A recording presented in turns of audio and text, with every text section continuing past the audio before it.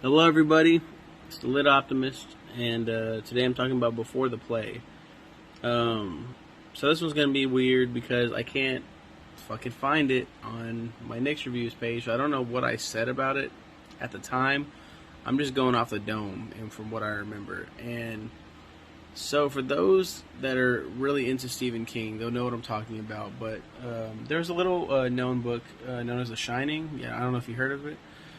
They made a movie with Jack Nicholson of all people was in it, and they made a mini series as well that did real. I mean, I think people would know the mini series more than the film.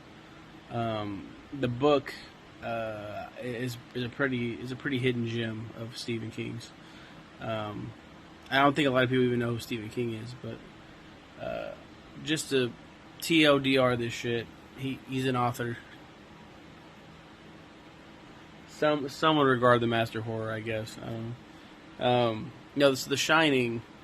In all seriousness, a real deep cut is that Stephen wrote an epilogue and a prologue. The prologue was called Before the Play, and I just found out about the fucking epilogue called After the Play, and it's just been unearthed. I haven't read it. I mean, I guess you could call this a prequel. I mean, it's technically a prequel. But it's like, it's related to the hotel, and it could be looked at as a separate story. Kind of like with Salem's Lot, what they did. Jerusalem's Lot, Salem's Lot, and then the other one I forgot the name of that I really liked. You could technically take those separately. They're still part of the same universe, the same stories and everything, but Before the Play is basically the hotel and how much death and shit's happened in it.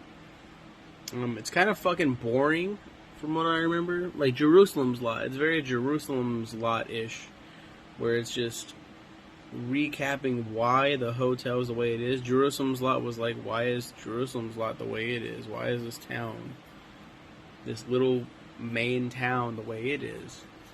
And how did it get this way? And it shows you beat by beat. And I saw someone's comment on it earlier, and I kind of agree with it. It gives it the main plot of The Shining away, you know. Now, if you've read The Shining and you read Before the Play, it's kind of cool to have that little, like, oh, that's nice. That it, like, kind of shows you, like, the backstory and everything. At the same time, it's like, who gives a fuck? Who cares? Who cares? I already know all this shit. There's no fun boiler room shit, you know. Jack Nicholson's character isn't, what's his fucking name? What's his name? Jack Torrance isn't going crazy. That's the fun. That's the meat and potatoes you want to get to. But I'll be reading After the Play eventually. Currently reading the Tommy Knockers. Little update for my cousin and her man. Thanks, by the way, to my cousin Natalie for requesting everything Stephen King, everything.